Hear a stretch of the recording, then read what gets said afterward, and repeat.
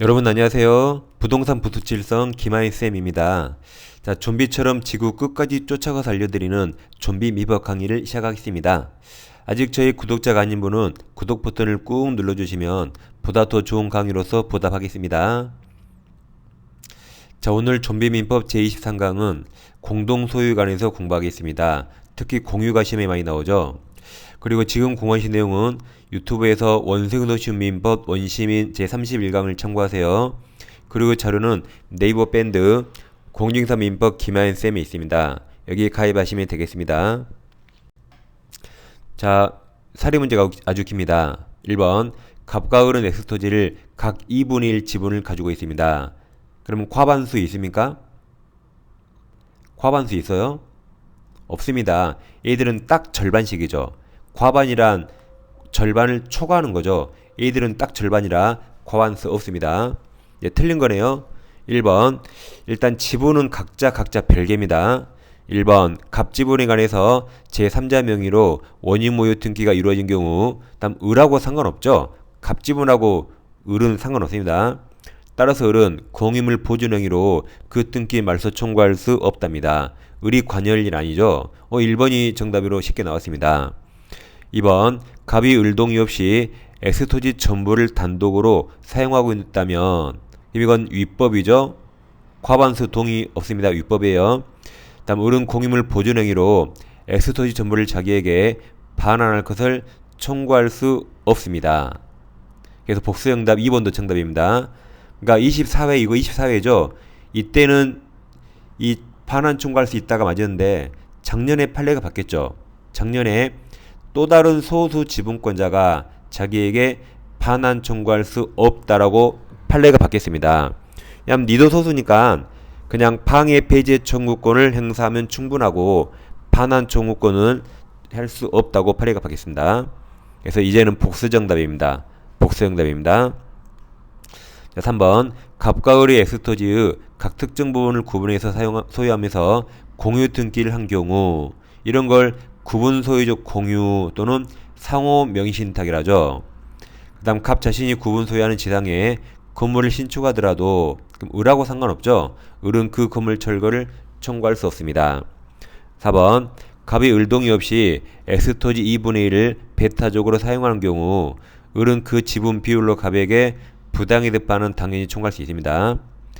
5번 제3자죠. 제3자가 권한 없이 자기 명의로 X토지 소유권 이전 등기를 한 경우 갑은 공유물 보존행위로 원의무효 등기 이때는 각자가 전부 말소 청구할 수 있습니다.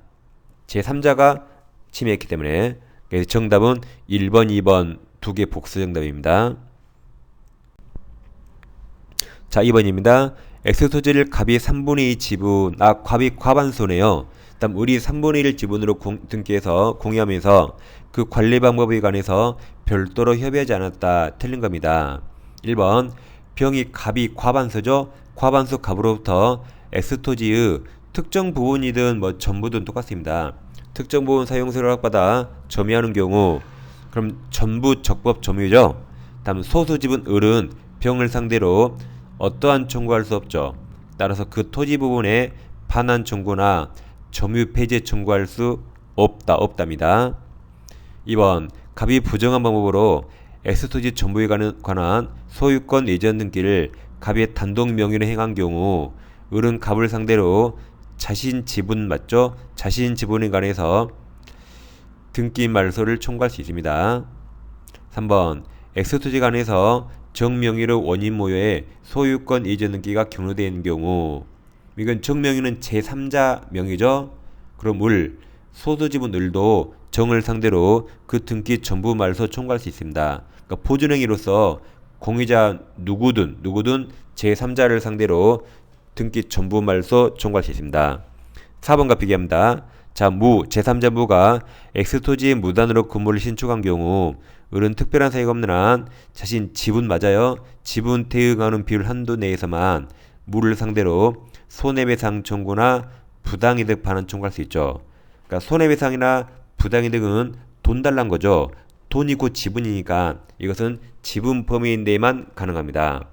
근데 3번은 보존행위죠. 그래서 전부 말소 청구할 수 있어요. 비교합니다.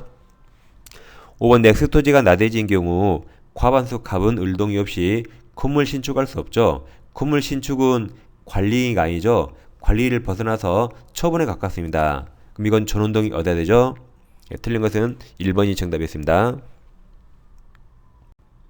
자, 3번 갑은 5분의 3, 갑이 과반수네요. 을은 5분의 2 지분으로 공유하고 있다. 틀린 겁니다. 1번 과반수 갑, 갑이 을과 협의 없이 X토지를 병에게 임대한 경우 그럼 전부 적법이죠. 그 다음 을 소수 지분들은 병에게 어떠한 청구할 수 없어요? X토지 인도 청구할 수 없습니다. 2번도 마찬가지입니다. 과반수 갑이 을과 협의 없이 X토지를 병에게 임대한 경우 병은 을의 지분에 상응하는 차임 상당액을 을에게 부당이득으로 반환할 의무가 없다. 맞았습니다. 왜냐하면 소수 지분 을은 병에게 부당이득 반환 청구할 수 없습니다. 그러니까 병은 을에게 반환 의무가 없습니다. 그러니까 을은 병에게 어떠한 청구할 수 없어요. 대신 을은 갑에게 지분만큼 부당이득 반환 청구할 수 있습니다. 그리고 병은 을 얼굴을 몰라요. 그래서 을은 병에게 어떠한 청구할 수 없습니다. 둘 다 맞았습니다. 3번 을이 갑과 협의 없이 X토지를 병에게 임대한 경우 그럼 과반수 갑은 병에게 X토지 인도 청구할 수 있습니다. 4번 을은 갑과 협의 없이 X토지 면적의 5분의 2 자기 지분 범위네요. 5분의 2에 해당하는 특정 부분을 배타적으로 사용 수익할 수 없답니다. 자기 지분만큼 마음대로 사용하는 거 아니죠. 공유에서는 공임을 조금만 사용하더라도 무조건 과반수 동의 얻어야 됩니다. 따라서 자기 지분 범위 내라도 과반수 동의였지 않는 한 배타적으로 사용할 수 없습니다. 4번이 틀려서 정답입니다. 5번 갑이 X토지 전부를 을 동의 없이 매도, 을 동의 없더라도 매매 채권행위는 전부 유효입니다. 그 다음 매도에서 매수인 명의로 소유권 이전 등기는 처분행위라 처분권이 있어야 되죠. 그럼 을동이 없으니까 등기는 갑 지분만 유효입니다. 두 개 비교하세요. 자, 등기를 맞춘 경우 다음 갑 지분 범위 내에서 등기는 유효 맞았죠. 그리고 매매는 전부 유효입니다. 예, 답이 4번입니다. 자, 4번입니다. 공동소유 옳은 겁니까? 1번이 바로 답이죠. 공임을 분할 금지 약정은 갱신할 수 있고 정답입니다. 2번 합의자는 다른 합의자 동의 없이 합의 지분을 처분할 수 없다죠. 합의에서는 지분 처분도 전원 동의 얻어야 됩니다. 3번 비법인 사단 사원은 단독으로 총유물에 보존행위 할 수 없다죠. 총유에서는 보존행위도 사원총회 결의를 거쳐야 됩니다. 단독으로 할 수 없습니다. 4번 합의자 일인이 사망하면 특별한 사정이 없는 한 그 상속인은 그 지분을 포괄 승계할 수 없죠. 한다가 틀렸습니다. 그러니까 합의에서는 지분 처분은 전원동의 얻어야 하듯이 상속인이 지분을 상속받지 못합니다. 원칙 상속받지 못해요. 잔존 합의자에게 돌아가는 거죠. 틀렸습니다. 5번 공의자 1인이 그 지분에 저당권을 설정한 후 공의물이 분할된 경우 다른 약정이 없으면 저당권 설정자 앞으로 분할된 부분에 당연히 집중되는 거 아니죠? 집중되지 않습니다. 왜냐하면 저당권자를 해야 할 우려가 있죠. 그래서 1번이 정답입니다. 5번입니다. 공유에 관한 설명 옳은 거죠. 1번 공유자 전원이 임대인으로 되어 공유물을 임대한 경우 그 임대 체격을 해지하는 것은 특별한 사정이 없는 한 공유물 관리행위죠. 사용 수익을 정하는 거죠. 임대차 한다, 해지한다, 다 관리행위입니다. 2번 개별 채권자들이 같은 기회에 특정 부동산에 관해서 하나의 근저당권을 설정받은 경우 그들은 해당 근저당권을 준공유 맞았죠. 맞았습니다. 그러니까 소유권을 같이 가지면 공동소유, 소유권 이외 근저당처럼 소유권 이외를 같이 가지면 준공동소유 맞습니다. 정답 2번이네요. 2번은 오히려 등기법에서 더 많이 나오죠. 자, 3번 공유부동산에 대해 공유자 중 1인의 단독 명의로 5인 모여의 소유권 이전 등기가 행해졌다면 다른 공유자는 등기 명의인 공유자를 상대로 등기 전부 말소 들렸죠? 전부 말소가 아니죠. 왜냐하면 그 공유자 지분만큼 유효니까 그 공유자 지분을 제외한 나머지를 말소 청구하겠죠. 4번 과반수 지분권자가 단독으로 공유 토지를 임대한 경우 소수 지분권자는 과반수 지분권자에게 부당이득 반환을 청구할 수 있다죠. 그러니까 소수 지분권자는 임차인에게 어떠한 청구도 할 수 없고 그 과반수 지분권자에게 지분만큼 부당이득 반환 청구합니다. 5번 부동산 공유자 중 1은 공유지분 포기는 법률행위죠. 원에서 했죠. 그럼 등기해야 됩니다. 그래서 제일 끝에 등기를 유하지 않는다 들렸죠. 이건 법률행위라 등기해야 됩니다. 정답이 2번입니다. 6번입니다.